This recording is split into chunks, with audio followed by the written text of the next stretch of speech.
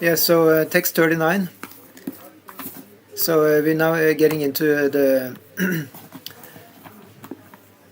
next level, and it's going to be Buddha Yoga.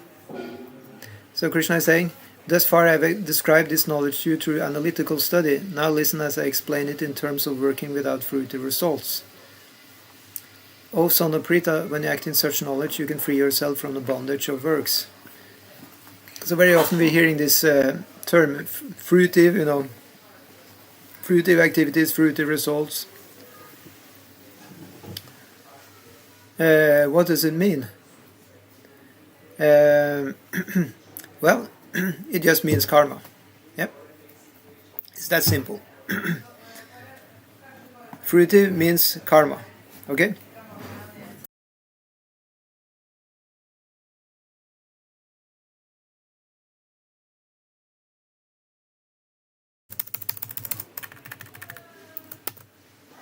Fruitive means karma. Phala. So karma phala means fruit, yeah? That's the point.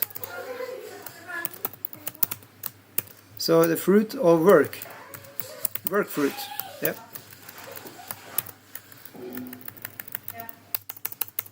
So how does that translate?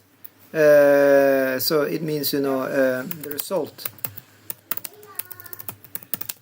of work, yeah. So to be attached to that, that's the formula for not for success, but for ignorance, yeah. Because in that way, we think that we are doing and we are, producing, and in other words, we have a strong identity right there with matter, and that identity is coming by something which is called ahankara or ego. It's called, the the false ego, mithya abhiman. Yeah. Also, it's a concept of self which is not completely correct. The ahankara can actually be turned another way. It can be turned, toward the spiritual identity, and that will be the proper ego. So Prabhupada says in the commentary here, according to the Nirukti, or the Vedic dictionary, Sankhya means that which describes things in detail, and Sankhya refers to that philosophy which describes the real nature of the soul. Yeah. So Sankhya is going that far. It describes, 24 elements. Yeah.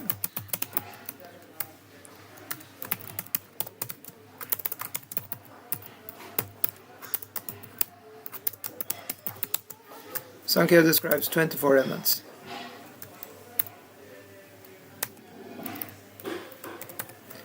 Yeah.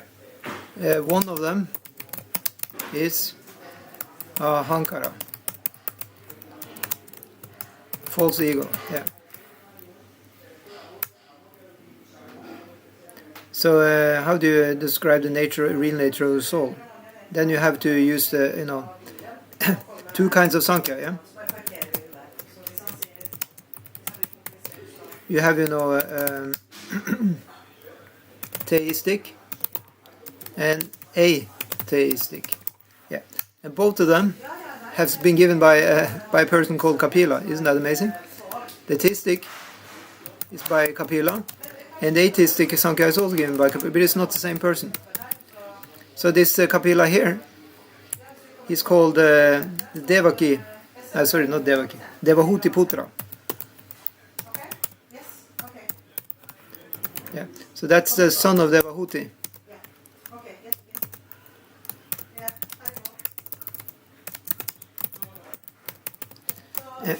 So that's the Kapila who is speaking in the Srimad Bhagavatam, while the other Kapila is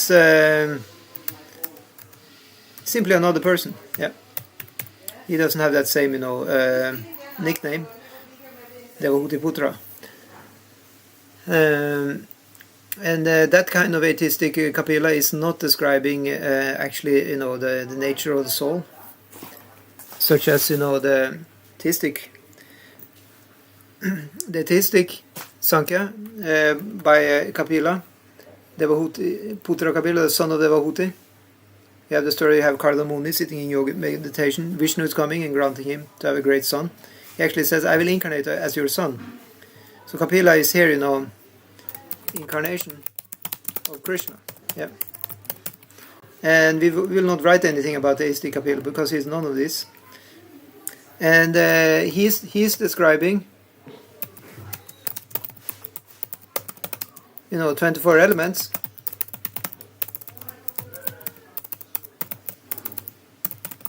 And then some. Much more, yeah.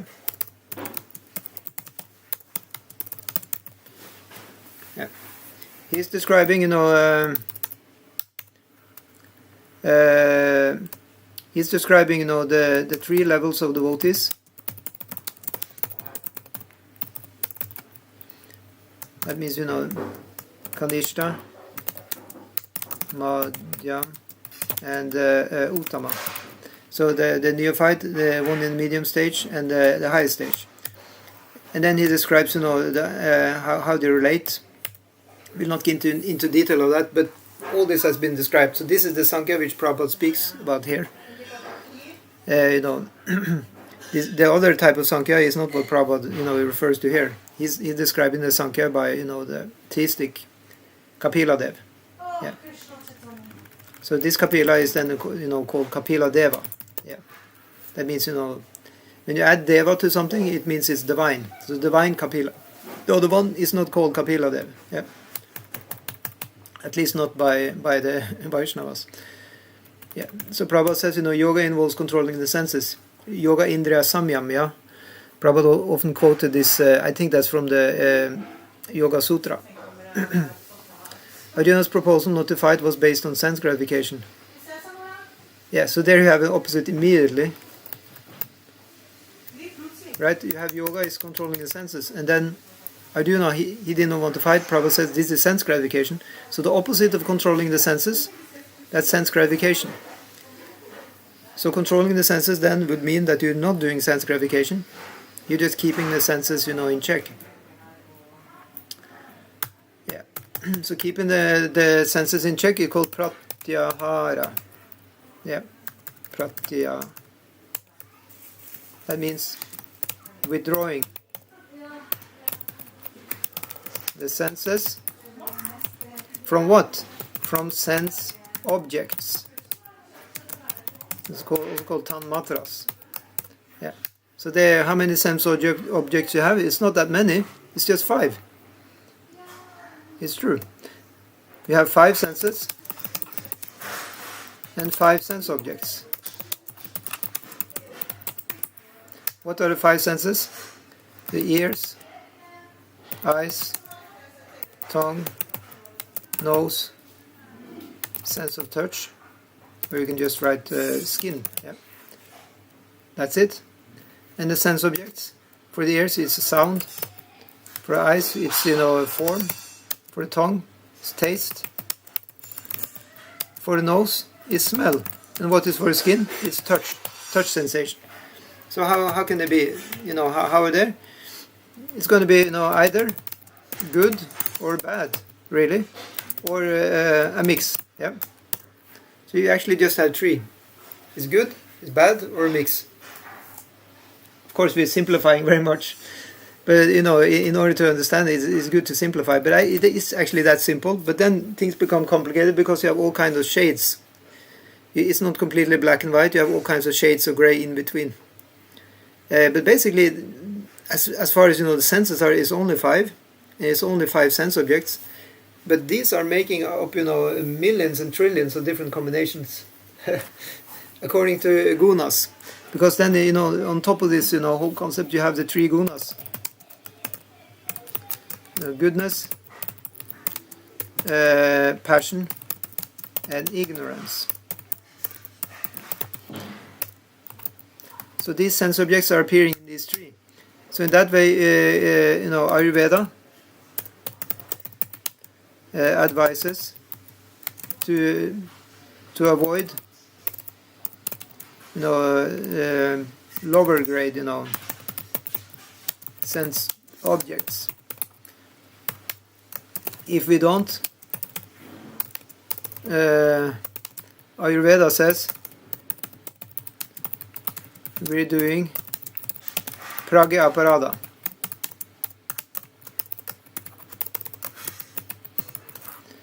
That means, we're offending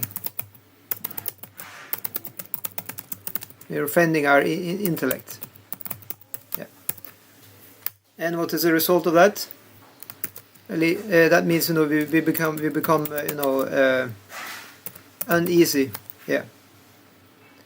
Uneasy, slash, sick in some way, So that's why it's so important to control the senses. And the best way to do it, as we have learned, it is to work for Krishna. Because naturally Krishna, he wants us to do work which is in the mode of goodness. So in that way we will avoid touching the objects in the lower modes. We will not do pragya aparada, we will still be intelligent, and we will not feel uneasy or sick. Actually, it's said in Ayurveda that usually sickness is coming from just unwholesome use of the senses in contact with sense objects. So in the beginning, we actually don't get sick. Now we're talking about bodily and mentally. It's just we feel kind of uneasy. But if you don't stop, we continue, then we become more and more uneasy, and then it goes to the gross level. The body in itself can become sick, because it's actually the prana is disturbed. Become uneasy, that means prana is disturbed.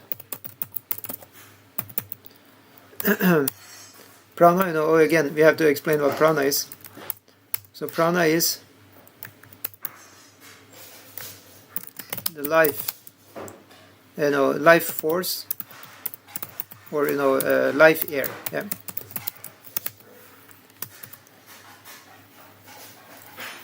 So it all starts, all disease starts there with prana out of control. And guess what is operating our senses?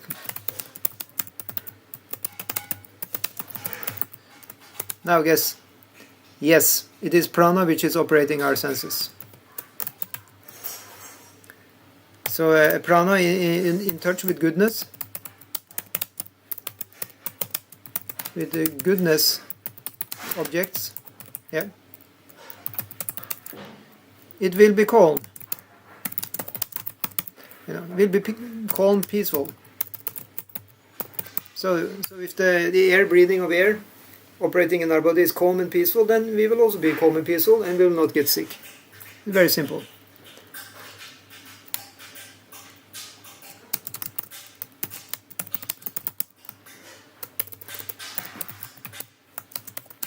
So just look at people who are very peaceful and healthy. They have this kind of traits. What we call traits? Traits. That they don't like stuff which is in the lower qualities of nature. They're in the goodness. or they have been very much in the goodness before. They built up a great stamina, and they may now not be so much in the goodness, and they look like they can get away with being in touch with lower modes of nature. But then you will know it's just a matter of time before they actually get uneasy and sick. One may have built up quite a good platform, so one can kind of know if one has a very, very stable foundation of health. One may do stuff which is not so healthy for some time until one actually gets unhealthy, right? But a person who is already unstable in health, just doing a little bit unhealthy becomes even very sick. Yeah, but basically, it's all operated by the prana. Yeah. So you have Arjuna. He's an enormous strength in his life force, but still he has to do his duty.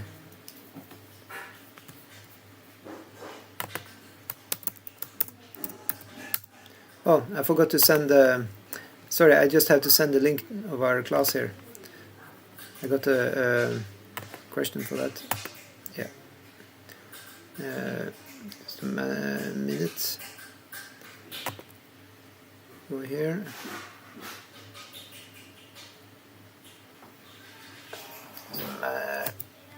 Yeah, I'm just going to share this.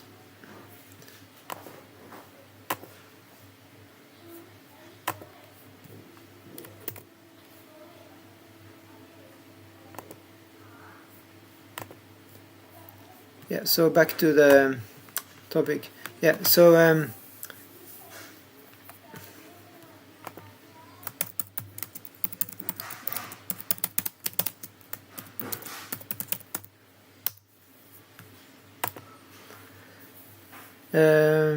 forgetting his prime duty, he wanted to cease fighting, because he thought that by not killing his relative and kinsmen, he would be happier than by enjoying the kingdom after conquering his cousins and brothers, the sons of Dhritarashtra. In both ways, the basic principles were for sense gratification. In both ways. So which two ways are Prabhupada talking about here? Did you catch that there is two ways? He says, forgetting his prime duty, he wanted to cease fighting, because he thought that by not killing his relatives and kinsmen, he would be happier than by enjoying the kingdom. Okay, so enjoying the kingdom is the other way. So, so you have two things there. So cease fighting. So this is a train of thought here. Cease fighting. That's one. And then the other one is fighting and enjoying kingdom. Yeah. So Prabhupada says, so cease fighting. So Arjuna thought he would be more happy. Arjuna's reasoning. Yeah.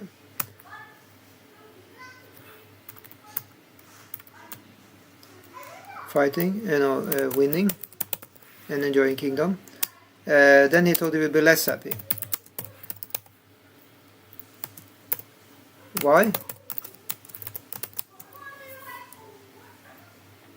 Because all his friends will be dead. Yeah. All many loved ones would be vanished.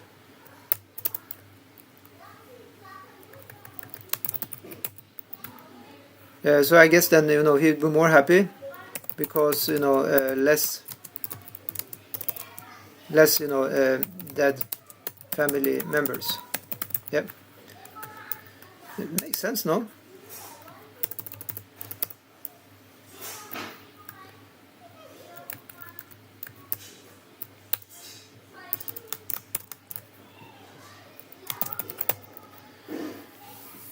So isn't it reasonable to think like this?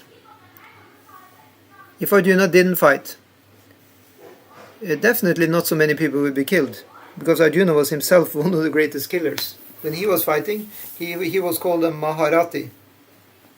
He was known as a great fighter who could thousands of people he could kill single-handedly. And many of the people on the opposite side of the battleground, they were his family members, and his old teacher was there. So in that way he was reasoning, if he would fight and win, and then he win the whole kingdom, but then what's to enjoy there, because nobody's there.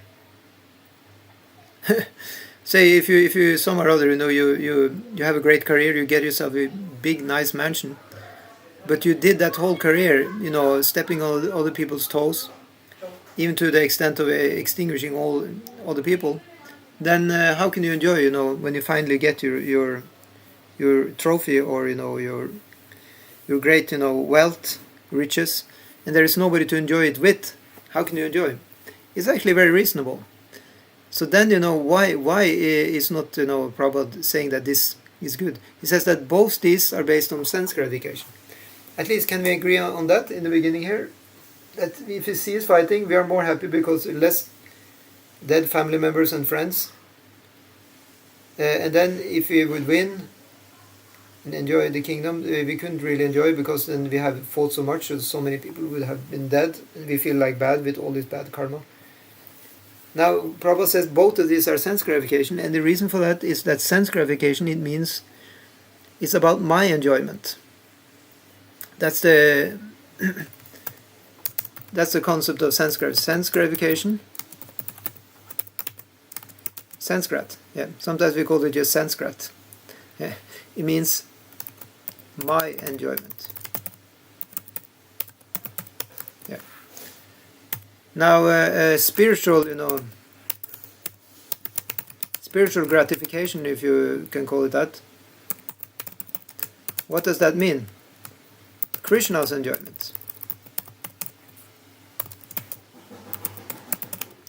So if we feel that, oh, this seems very, special and strange and like that, well, that probably means that we're still into sense gratification.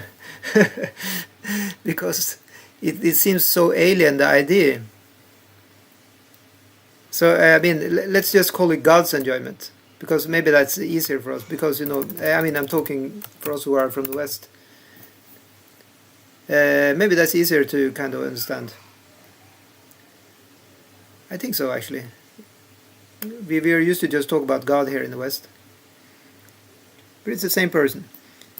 If we're working for God, if we do our service as a faithful, mission for God, and He's going to enjoy, and then we will be happy.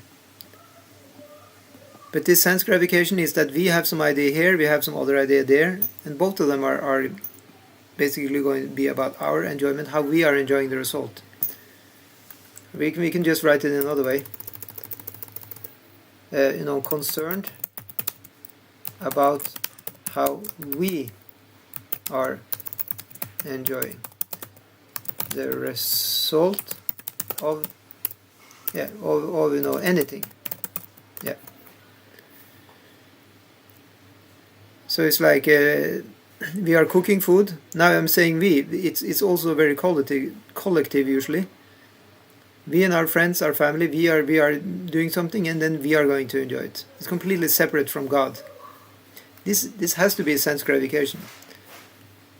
Spiritual gratification. How can we make the same kind of idea here, but just for God? Then it means we're concerned about how God is going to enjoy this. Yeah. So first of all, does God need enjoyment? He has all the enjoyment already. What does it mean? It means that he likes us to do things in the proper way, following His plan. Yeah.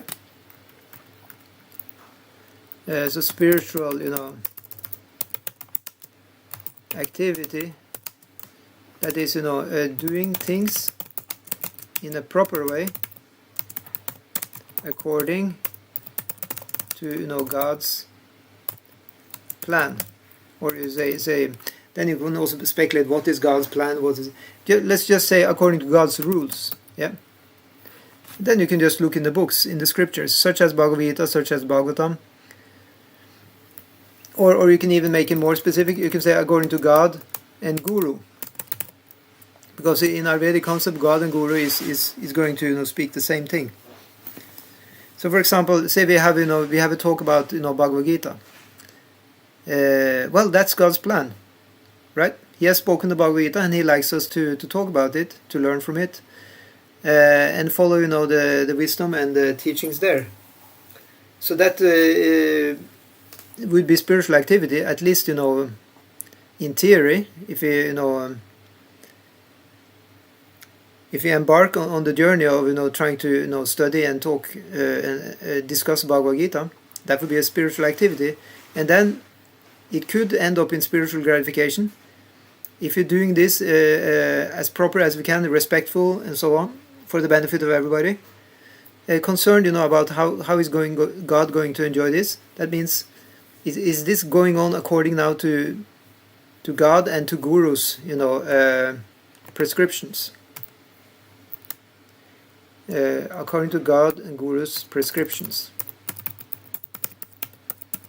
So what are their prescriptions? It is to it should be done with the heart, with love. Yeah. What more? With love, respect, and in line with the previous gurus, acharyas. Yeah. For the benefit of everyone. Yeah. Yeah. So Prabhupada says, happiness derived from conquering them. So that means the enemy, and happiness derived from by seeing kinsmen alive are both on the basis of personal sense gratification, even at the sacrifice of wisdom and duty. So that we can understand that if Arjuna was just considering these things now in a vacuum, separate from his good friend Krishna. So he just look at this just according to his own opinion and likes and dislikes. Separate from what actually Krishna thinks. Because Arjuna is a friend of Krishna, he would do well to ask Krishna what is his opinion, and Krishna is giving his opinion. And even Arjuna is surrendering even to Krishna, so the friendship is even going away. And now Arjuna has a relationship with Krishna as a student. So now he's actually just going to accept whatever Krishna says. So Krishna therefore wanted to explain to Arjuna that by killing the body of his grandfather, he would not be killing the soul proper, and explain that all individual persons, including the Lord himself, are eternal individuals. They were individuals in the past, they are individuals in the present, and they will continue to remain individuals in the future, because all of us are individual souls eternally. We simply change our bodily dress in different manners, but actually we keep our individuality even after liberation from the bondage of material dress. Analytical study of the soul and the body has been very graphically explained by Lord Krishna. So this version of Asamsiji Nanyata Vihaya. Now, just like you give up the old cloth when it's useless, I gave the example of myself. I had an old trouser. It became a hole in the trouser. I don't want to use that cloth anymore. It's starting to become, useless. So I was, going in the shop and I bought myself a new trouser. It's in the same way we're getting a new body when the old body is worn out. It's very easy to understand. But now, Krishna is now going to talk about, Sankhya a little bit. And Buddha Yoga means to act, with intelligence, knowing this difference between body and soul. Yeah. So Prabhupada says here, I just scroll a little down in purple because it's a long one. Arjuna has already accepted Krishna as his spiritual master by surrendering unto him. Shishasteham shadi mam tvam prapanam. He says, I'm your Shisha, I'm your student. Consequently, Krishna will now tell him about the working process in Buddha Yoga or Karma Yoga, or in other words, the practice of devotional service only for the sense gratification of the Lord. And this Buddha Yoga is clearly explained in chapter 10, verse 10, as being the direct communion with the Lord, who is sitting as Paramatma in everyone's heart. So that verse goes like this. Tesham satata yuktanam bhajatam priti purvakam dadami Buddha Yogam tam yenamam upayanti te. That one who practices, devotional service to Krishna with love, Krishna says, I give him the intelligence by which he can come to me. And then Prabhupada says under here, but such communion does not take place without devotional service. One who is therefore situated in devotional transcendental longing service to the Lord, or in other words, in Krishna consciousness, attains to this stage of Buddha Yoga by the special grace of the Lord. Okay, so we go to the next verse. Nyabhikramanashosti pratyavayuna vidyate svalpamapyasa dharmasya trayate matubhayat. In this endeavor there is no loss or diminution, and a little advancement on this path can protect one from the most dangerous type of fear. Yeah. So Prabhupada just says, activity in Krishna consciousness, or acting for the benefit of Krishna without expectation of sense gratification, is the highest transcendental quality of work. Very simple and very easy. The next verse is also a very famous one.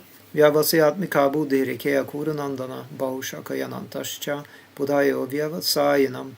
Those are on this path are resolute in purpose, and their aim is one. O beloved child of the Kurus, the intelligence of those who are irresolute is many-branched. Yeah.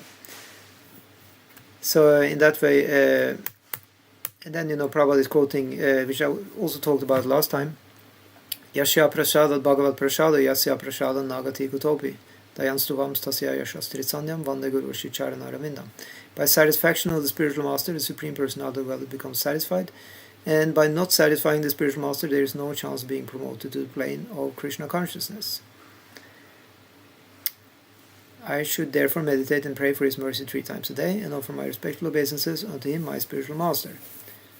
And then Prabhupada says, the whole process, however, depends on perfect knowledge of the soul beyond the conception of the body, not theoretically but practically, and there is no longer a chance for sense gratification manifested in fruitive activities. One who is not firmly fixed in mind is diverted by various types of fruitive acts.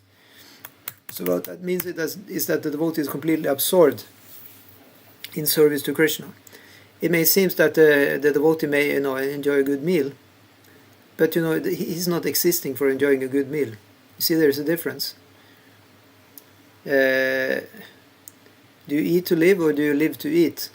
So sense gratification is normal, because the senses, they need a little gratification, but it doesn't mean that we're living for that. There is definitely a difference. It's not that the devotee is rejecting good things that's coming, but not getting into that because we have a duty to do, so not dwelling with that,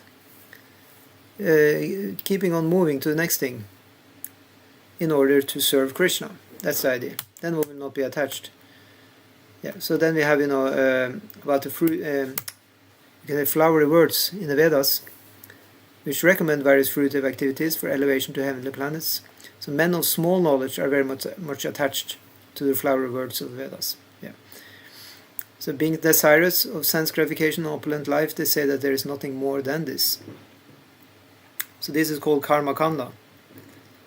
Prabhupada is going to talk more about that. Actually, he mentioned it here. He says here, in the karma kanda section of the Vedas, it is said, Apama somam amrita abhuma akshayam havai chaturmasya yagina sukritam bhavati.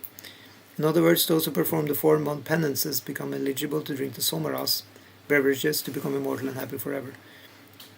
So this somarasa is something one is drinking in heavenly planets. It's called the elixir, even of immortality. At least one is living long by drinking it.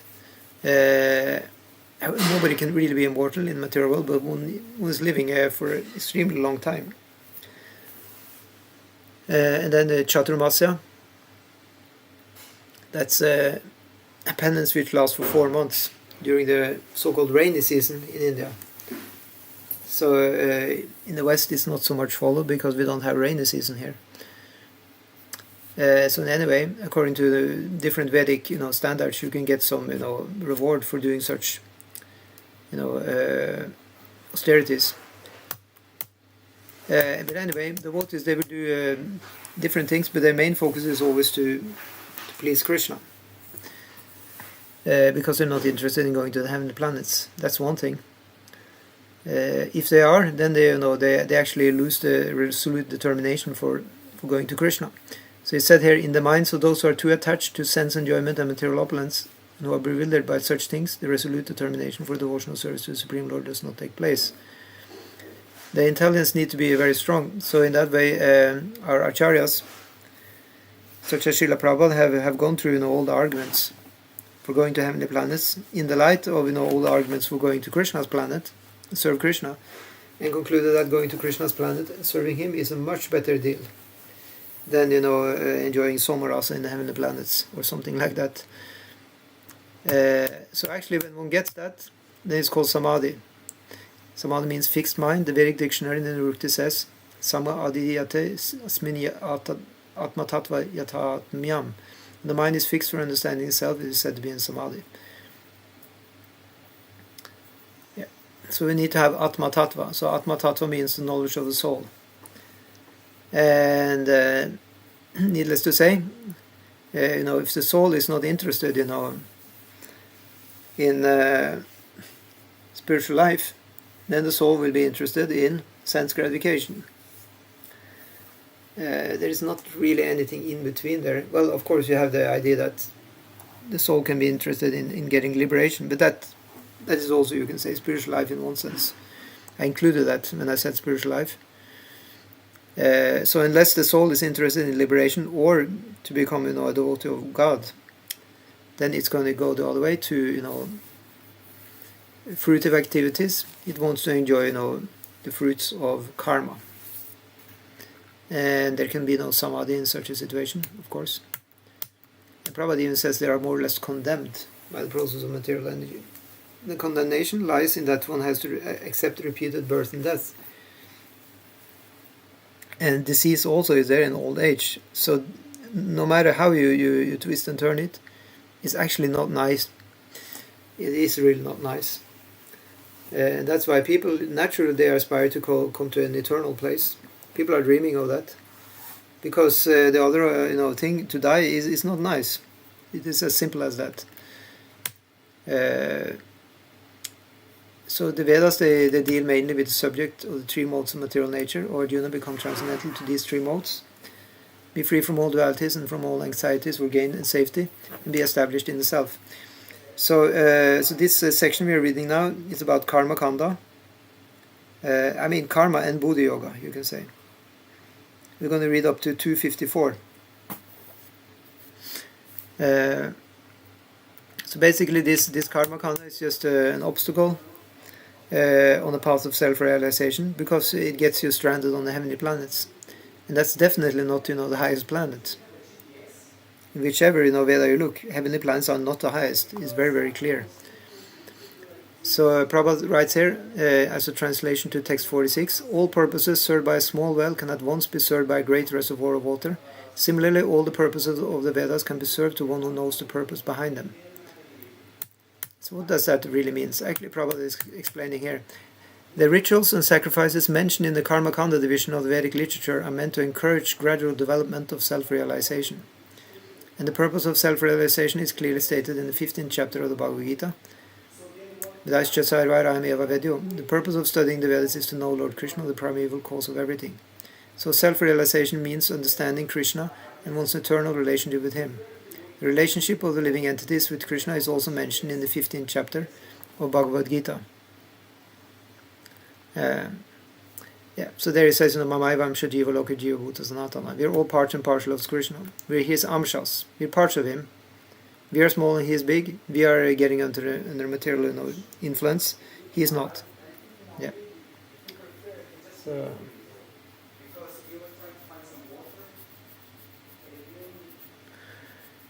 Yeah. So all purposes served by a small well can at once be served by a great reservoir of water. Do you understand what that means? So say you have a big well, yeah. Or say you have an ocean, yeah. Ocean with a small well. What is a well anyway? It's what do you call? Is another English word for well? In Norwegian it's called brunn, yeah. For those who are also speaking Norwegian, we can understand, yeah. Ocean, everybody knows what it is, yeah. So how much water do you have in a well? Say you have in a well 100 liters, maybe more, 1,000 liters. Yeah. How much water do you have in the ocean? Well, it's unlimited almost, no?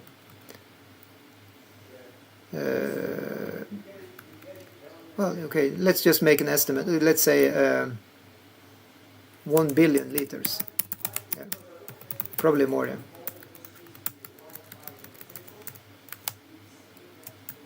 Yeah. So if you can see this equation here, then if you have a great ocean, can you get also the water you have in a small well? Yes or no? Of course. You can go to the ocean and you can get 1,000 liters 1,000 times, no problem, even more. So in the same way, then you have the Vedas. So all the purposes of the Vedas. So that should be the same as the ocean then. Okay, so the ocean is then, likened here to all the purposes of Vedas.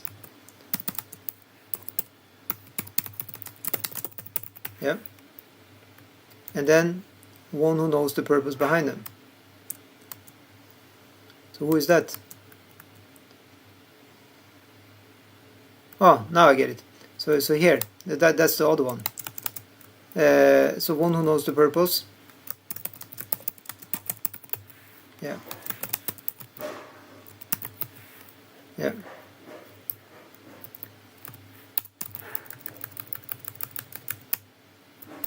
Yeah. Okay, so I think we can understand this easily. We should say 1,000 purposes of the Vedas, yeah. And then one who knows the purpose. That means one who knows everything. Yeah, let's just say it like that. Yeah. So if then we can understand it easier if you say the ocean has everything of liters. Yeah. Can we understand the equation then? The ocean has everything, like it's unlimited of liters. Yeah. Let's say unlimited of liters water. So one who knows the purpose. So the idea then is that one who knows unlimitedly. Yeah. Then now it makes sense. Yep. So say you want to have 10,000 purposes of Vedas. You want to know how to have a nice health, how to have a nice family, how to earn money, how to become expert in some skill. You want to know, how to, have better economics, how to have peace on the earth, nice, education, whatever. So if you go to the Vedas, you will get all that. Actually, if you go to one who knows the purpose, so who is the one who knows the purpose? Yes, so that is, God. Yep. Yeah. That's God.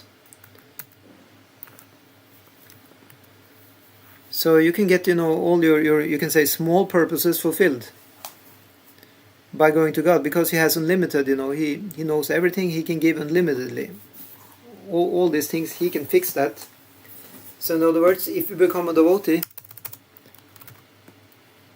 so if we become a devotee of Krishna,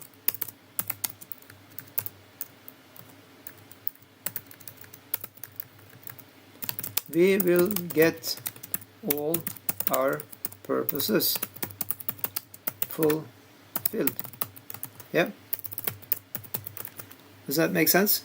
I think it's written with one L. Yeah. So then Prabhupada says in the purport here, the rituals and sacrifices mentioned in the Karma Kanda division of the Vedic literature are meant to encourage gradual development and self-realization.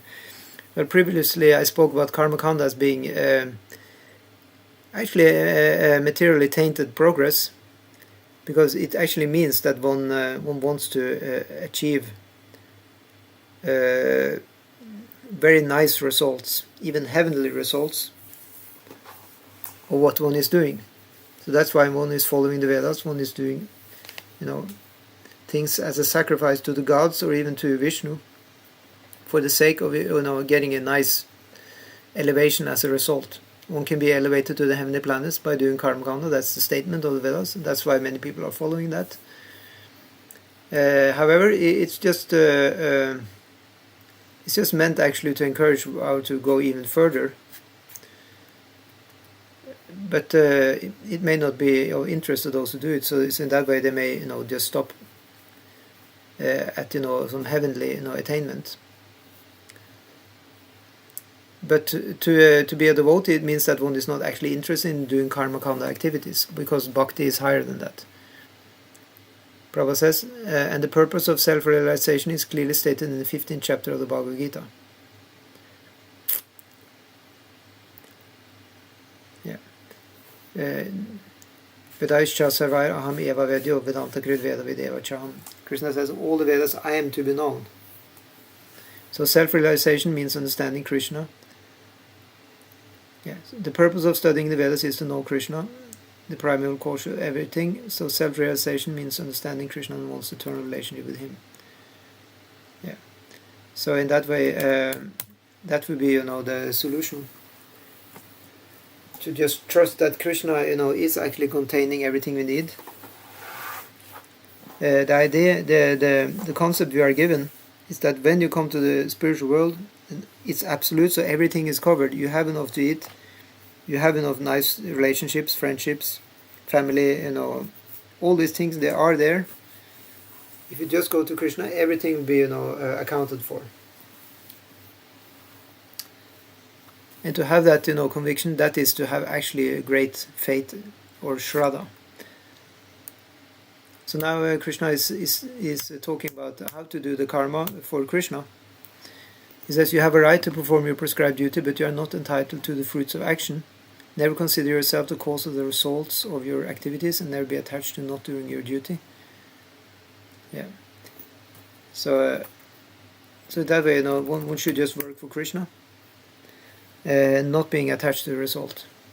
So Prabhupada says in the end of the purport, Arjuna was therefore advised by the Lord to fight as a matter of duty without attachment to the result.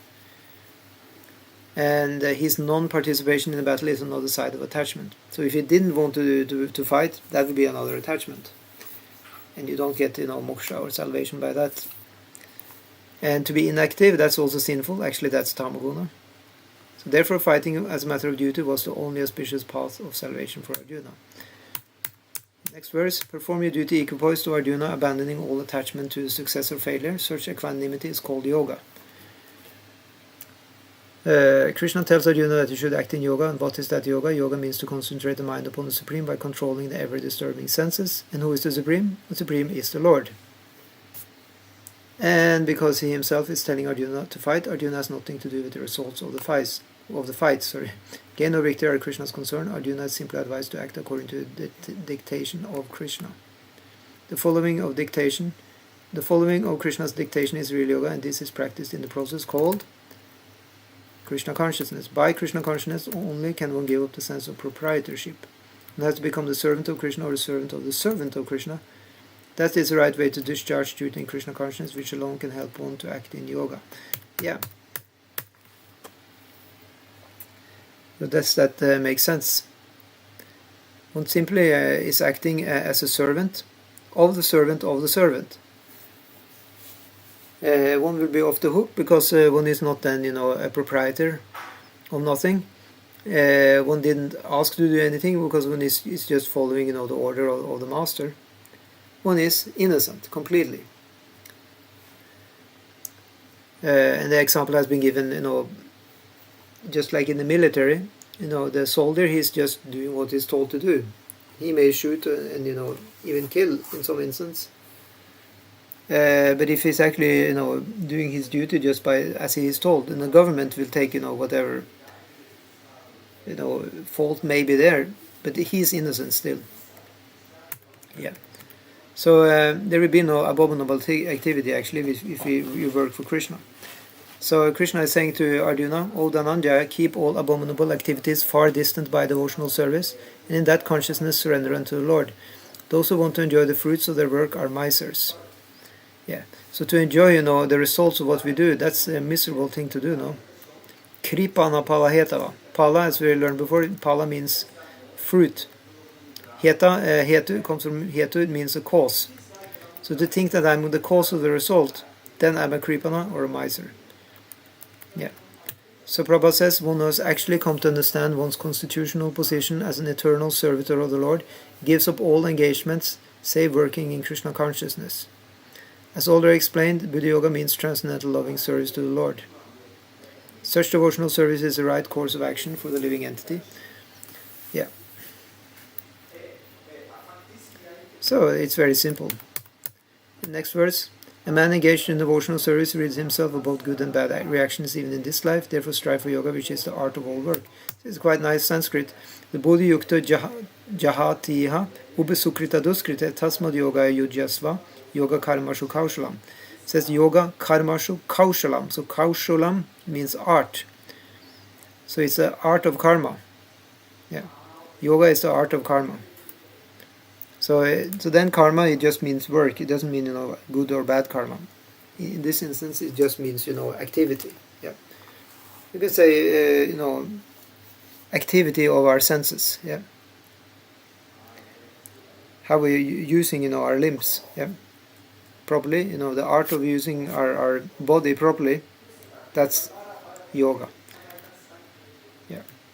And the next verse, by thus engaging in devotional service to the Lord, great sages or devotees free themselves from the results of work in the material world. In this way they become free from the cycle of birth and death and attain the state beyond all miseries. By going back to God. Yeah. Padam gachanti anamayam. So that means, going back, going to the Lord.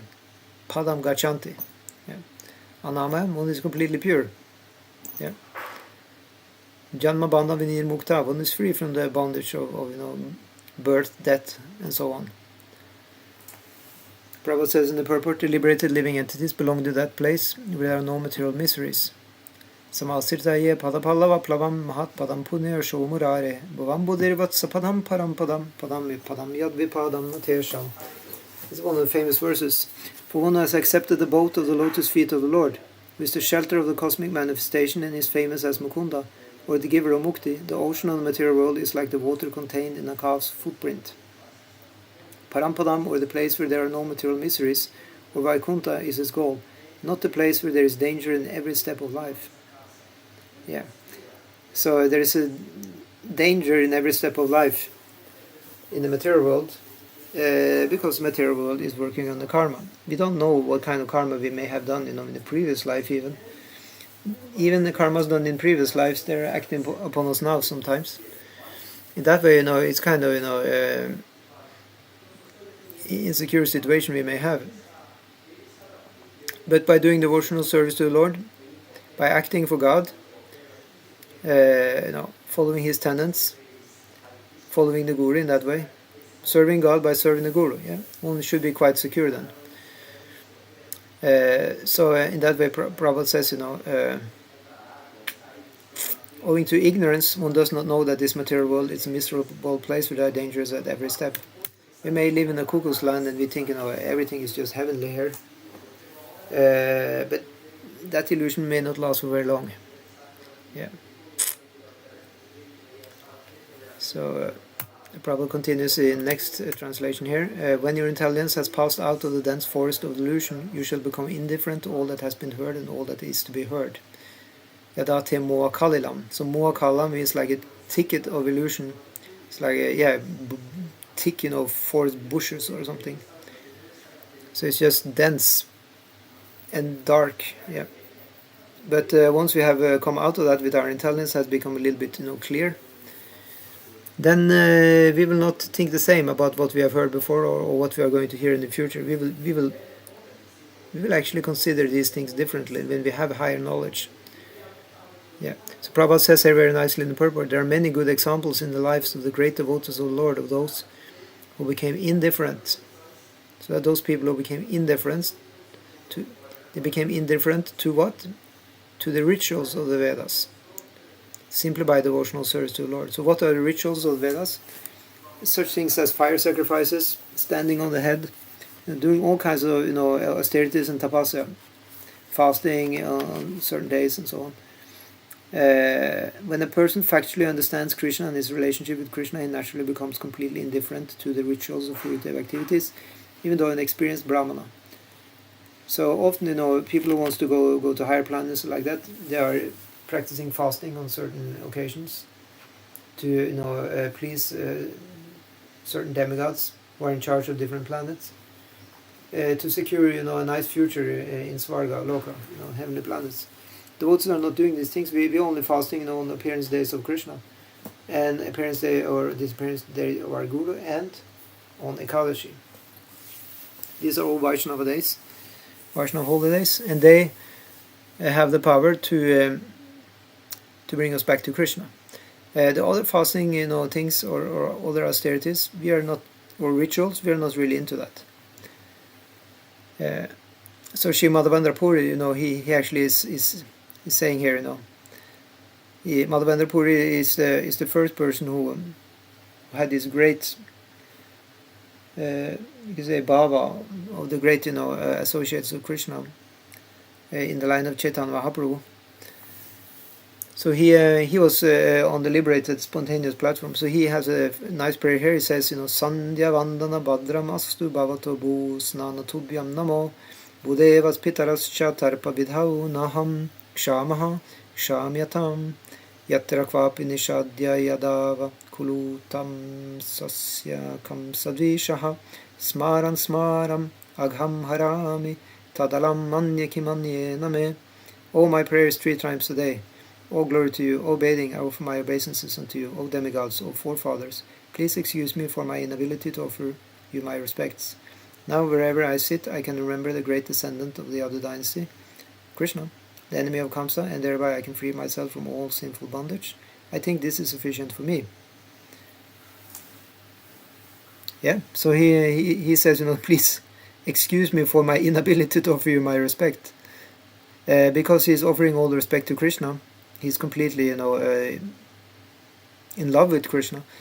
He doesn't actually have, any duties to do all these other things. That's the idea.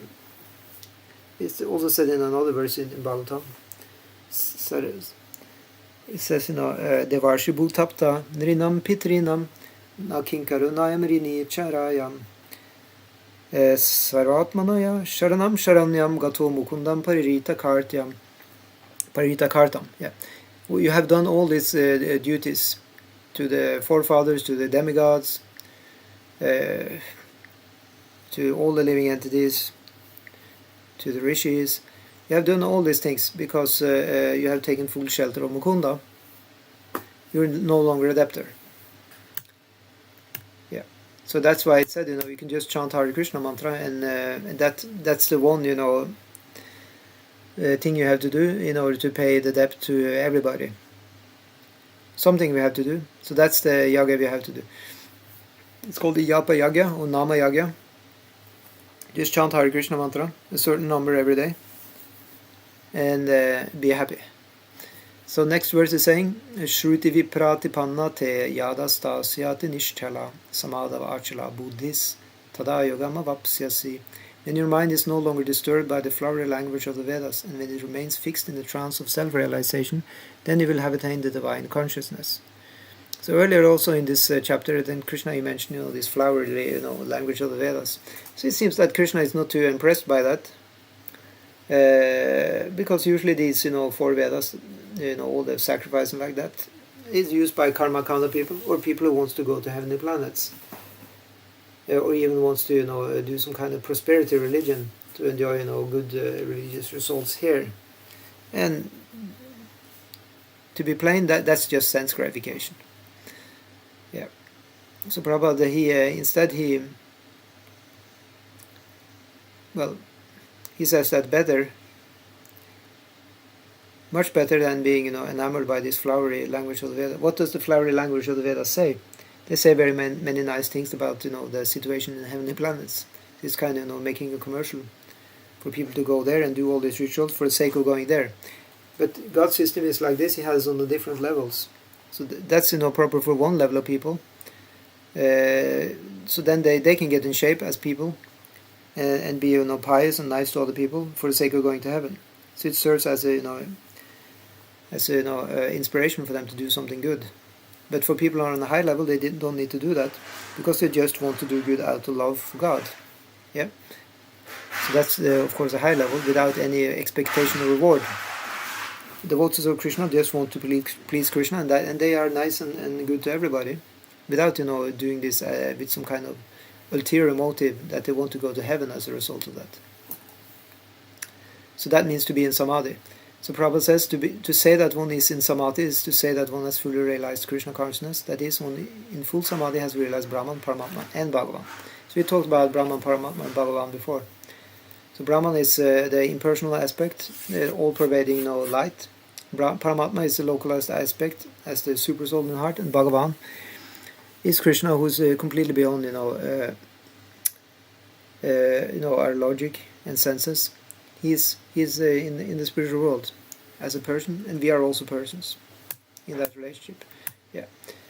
Text 54. Arjuna is saying, O Krishna, what are the symptoms of one whose consciousness is thus merged in transcendence? How does he speak and what is his language? How does he sit and how does he walk? You can say Krishna is now being addressed by Arjuna in a kind of smart way. He said that, how does he sit? It's not that Vishwanath Chakravarti Tagore explains that Arjuna is not actually interested in how, physically, a great transcendentalist is sitting. It means how is he situated? How is he, how is he living? Yeah, how is he acting about in his daily life? That's what it means. Also with how does he walk? Just like you can say, is he walking his talk? Yeah, something like that. So Prabhupada says, as there are symptoms of each and every man, in terms of his particular situation. Similarly, one who is Krishna conscious has his particular nature, talking, walking, thinking, feeling, etc. As a rich man has his symptoms by which he is known as a rich man, and as a deceased man has his symptoms by which he is known as deceased, or as a learned man has his symptoms, so a man in transcendental consciousness of Krishna has specific symptoms in various dealings. So what does that mean? Well, we can just draw from our own experience. If you've seen some poor person, you can see they have a specific way of acting. Actually, usually, it starts with the mind. If we think, poor me, poor me, poor me, then I guess, gradually we will actually be poor. A rich person, you see, he has a different way of acting. The rich person is like having, this kind of $1 million smile, right? And sunglasses. Now he's just making kind of the caricature of a rich person. So, very, very expensive sunglasses and a $1 million, smile, yeah. But what if a poor person started acting like that? Maybe the poor person will actually become rich. I think it's actually possible, because it starts with the mind, what we actually become. And then later it's manifested in the gross body. So in the same way, if you start out just thinking that we are a devotee of Krishna and start acting like a devotee, and then gradually we'll actually become a devotee. One time a disciple asked Prabhupada about this, that he said, Prabhupada, I don't actually feel like bowing down and saying respectful obeisances to others and like that. But I actually want to become a devotee, and I like it, but it doesn't feel like natural. But Prabhupada says you just continue doing it, and after some time it will actually be you who is like that. So we need to have faith that actually there is such thing as a good person, and we try to be a good person. So next text is saying, Supreme Personality of Godhead said, O Partha, when a man gives up all varieties of desire for sense gratification, which arise from mental concoction, and when his mind, thus purified, finds satisfaction in the self alone, then he is said to be in pure transcendental consciousness. This is one of the famous verses. The Sanskrit goes like this. Prajahat, Shri Bhagavan Varcha, Prajahati yada kaman sarvan partha manugatan atmani eva atmana tushta stita pragyasta duchyate. Yeah, so very good. Next verse, Dukeshu anudvigna manaha sukeshu vigatas priya vitaraga bhaya kroda stita dirmuni ruchyate. One is not disturbed in mind even amidst the threefold miseries, or elated when there is happiness, nor is free from attachment, fear and anger, is called a sage of steady mind. Yeah. And then again, Ya sarvatra nabhishnehas tatta prapya shubha shubham nabhinandati nadveshti tasya pragya pratishtita. In the material world, one is unaffected by whatever good or evil he may obtain, neither praising it nor despising it, is firmly fixed in perfect knowledge. Yeah. So we actually went over to the next section, which is also about karma yoga, but it's also that karma yoga is superior to karma. Karma yoga is superior to karma sannyasa. So this will go over in the third chapter actually, until 3.8. So the thing to be a karma sannyasa, that's really not tallying with being a devotee, because karma sannyasa usually for the Mayavadis or impersonalists who wants to stop all activities. Sannyasa means to give up. To give up all to be really renounced. Actually, that's the meaning of sannyasa. Sannyasa, completely renounced. Yeah. Those are sannyasis in Krishna consciousness. However, they are definitely renounced. They don't identify with objects, and they don't have an interest in enjoying the objects, but they're using the objects for the service of Krishna. And that would then be sannyas in the samadhi of Krishna, and that could work very nicely. Yeah, that means unaffected.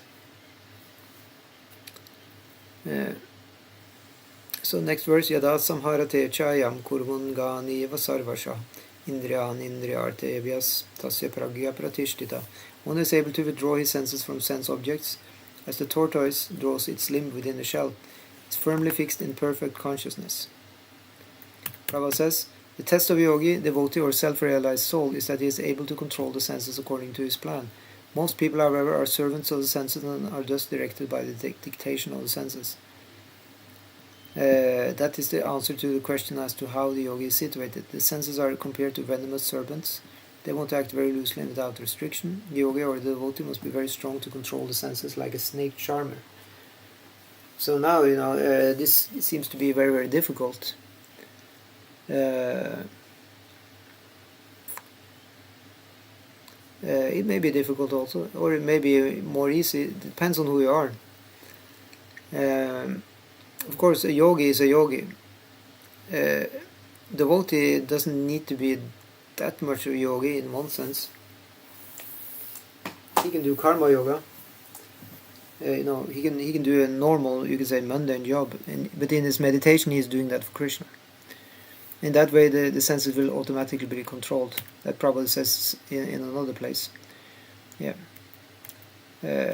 So Prabhupada says, unless one is able to follow the do's and don'ts, so he never allows them to act independently. There are many injunctions in the real scriptures. Some of them are do's, do-nots, and some of them are do's. Unless one is able to follow the do's and the do-nots, restricting oneself from sense enjoyment, it's not possible to be firmly fixed in Krishna consciousness. The best example set herein is the tortoise. The tortoise can at any moment wind up its senses and exhibit them again at any time for particular purposes. Similarly, the senses of the Krishna conscious person are used only for some particular purpose in the service of the Lord and are withdrawn otherwise. So in that way, one may see a devotee acting in one way, and in the other sense, the devotee will be very strict, and in another sense, the devotee will be quite liberal. But even in the liberated state, or you could say when the devotee may be acting a little liberal, then it doesn't last forever. Again, the devotee will be strict afterwards. So the devotee was maybe liberal just for the moment, for some specific, task, purpose. Yeah. Otherwise, it would be that the devotee was maybe just not very, purified yet, so just had bad habits. That can also be the case. But in this example, at least, then probably say it's talking about a very self-controlled devotee. So he says, similarly, the senses of the Krishna conscious person are used only for some particular purpose in the service of the Lord and are withdrawn otherwise. This is a very important point, that a devotee is actually, well situated. It's not actually getting into sense gratification. Yeah. Arjuna is being taught here to use his senses for the service of the Lord instead of for his own satisfaction. Keeping the senses always in the service of the Lord is the example set by the analogy of the tortoise who keeps the senses within. And then the next verse, Vishayan vinivartante niraharasya dehina rasavarjam rashopyasya paramdrishtva nivartate. Thus the embodied soul may be restricted from sense enjoyment. Though the embodied soul may be restricted from sense enjoyment, the taste for sense objects remains, but ceasing such engagements by experiencing a higher taste is fixed in consciousness. Yeah. So, of course, as Prabhupada says, unless one is transcendently situated, it is not possible to cease from sense enjoyment. So, of course, then we want to know how to be transcendently situated, and that's the progress then of doing devotional service under the guidance of the Guru. Yeah. So that way one can gradually actually become advanced and free from the bad habit of sense enjoyment. Yeah. So the restrictions are needed for the less intelligent neophytes, Prabhupada says, but such restrictions are only good until one actually has a taste for Krishna consciousness. When one is actually Krishna conscious, he automatically loses his taste for pale things. So at a high level, one doesn't need to have a lot of strictness and like that, hanging over his head, because he simply doesn't have taste. So that's called the param drishtvam nivartate. Simply by having a high taste, one is not doing other things which are useless. Yeah.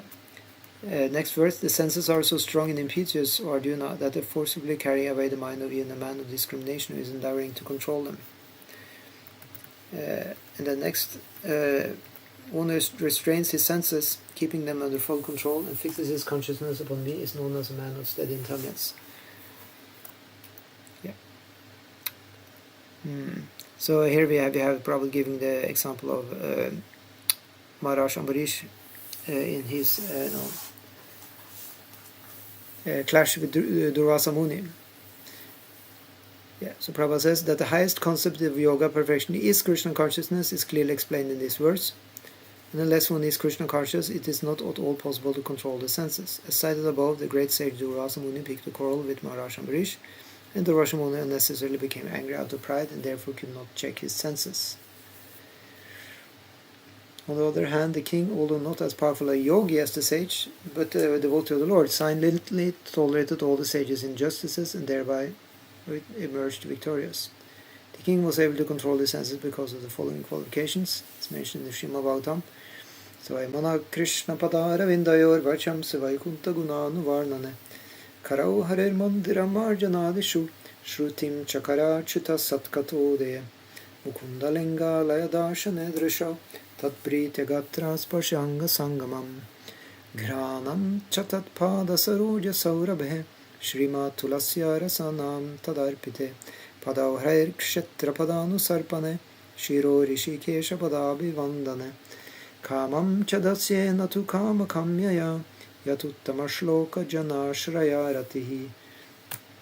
King Ambarish fixed his mind on the lotus feet of Krishna, engaged his words in describing the abode of the Lord, his hands in cleansing the temple of the Lord, his ears in hearing the pastimes of the Lord, his eyes in seeing the forms of the Lord, his body in touching the body of the devotee, his nostrils in smelling the flavor of the flowers offered to the lotus feet of the Lord, his tongue in tasting the tulasi leaves offered to him, his legs in traveling to the holy place where his temple is situated, his head in offering obeisances unto the Lord, and his desires in fulfilling the desires of the Lord. And all these qualifications made him fit to become a Matpara devotee of the Lord. Yeah. So what is the meaning of Matpara? It means something like one who is dedicated. Mat is actually, it means me. So it's Krishna saying Matpara, so it means the one who is dedicated to me. Yeah. It means, fully dedicated devotee. Yeah. So Prabhupada says the word Matpara is most significant in this connection. How one can become Matpara is described in the life of Maharaj Ambarish.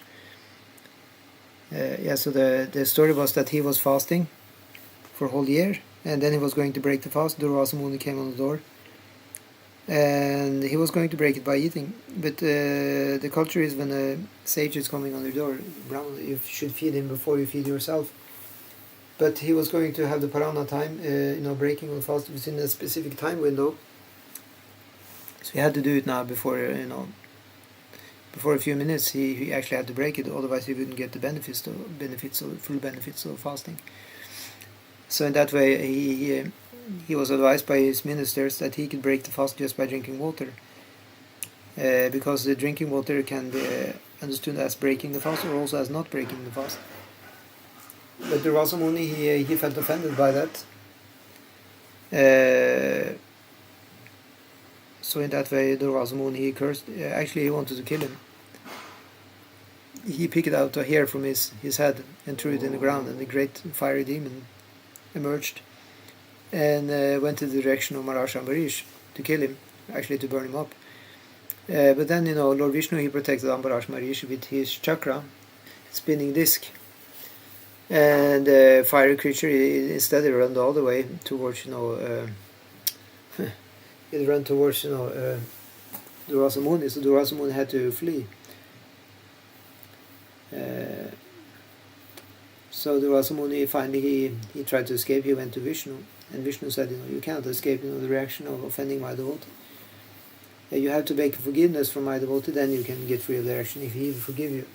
So then he went back to Maharaj Ambarish and asked for forgiveness, and the Maharaj Ambarish immediately just gave him, a hug and invited him for dinner again. Yeah, so that's why Maharaj Ambarish is really, the great example of tolerance and good behavior, which we all should follow. Yeah. And then text 62.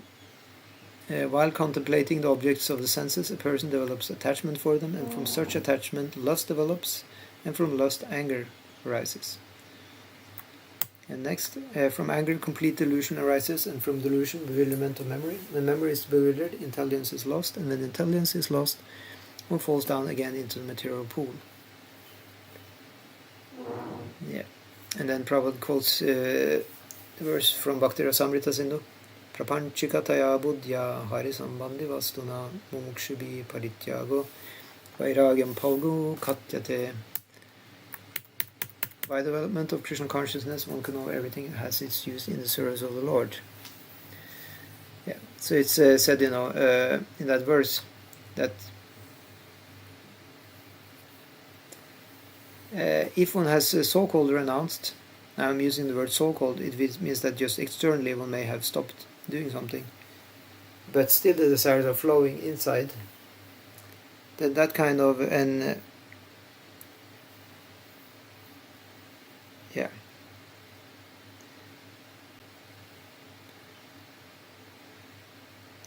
actually have, sorry, it was a different, maybe it can be the same.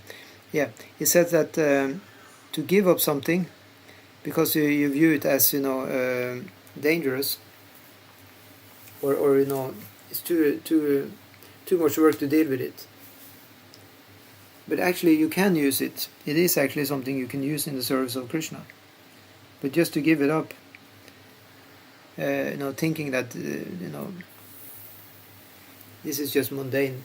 Prapanchikataya buddha, it means that I think this is just made of material things. I think this is it's just made of the 5 elements. Panchikata. Pancha means 5. So I think this has just emerged out of earth, water, fire, air, ether. So I cannot use this in the service of Krishna because it's a mundane thing.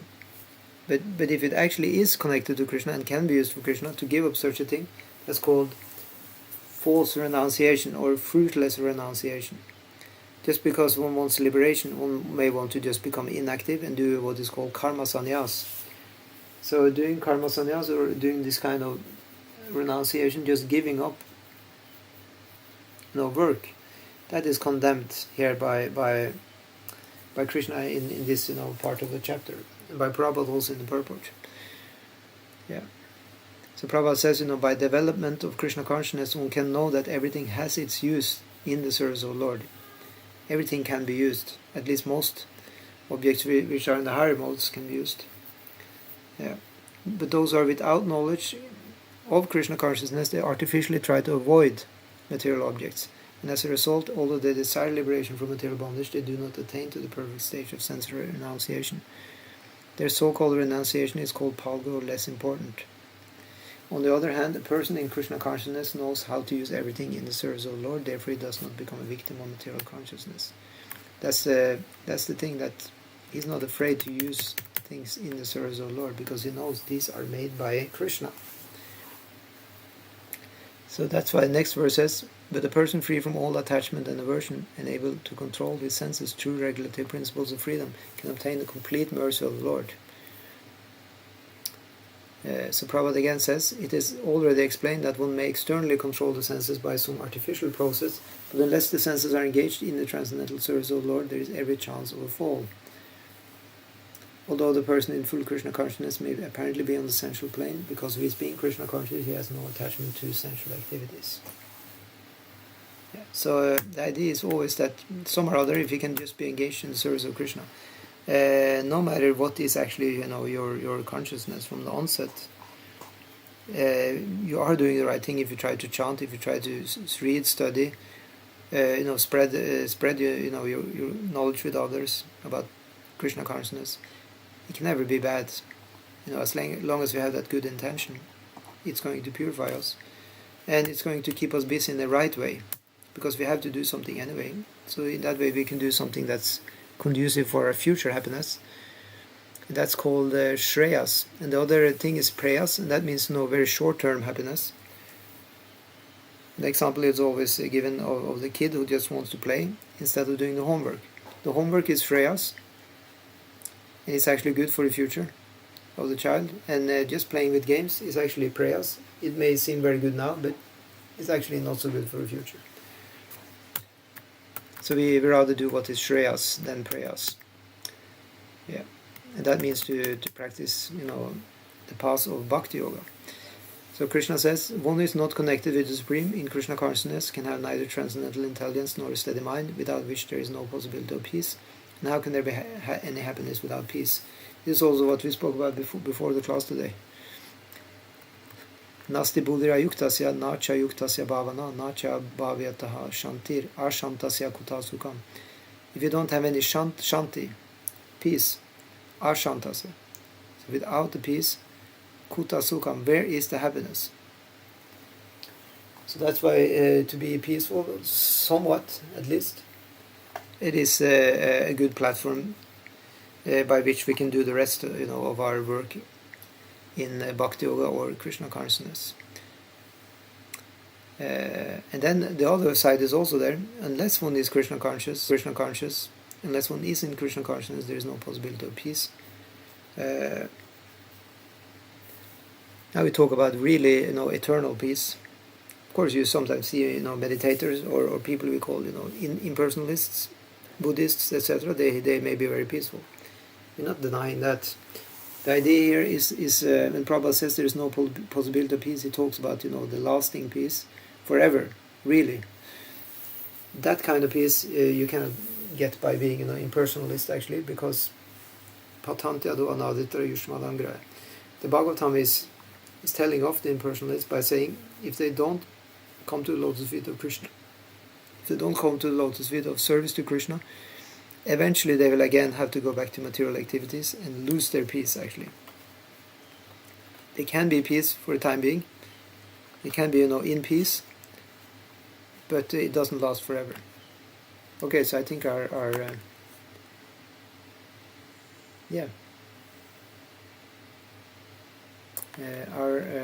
transmission is over. Yeah, it looks like that. Thank you so much. Srila Prabhupada ki jai.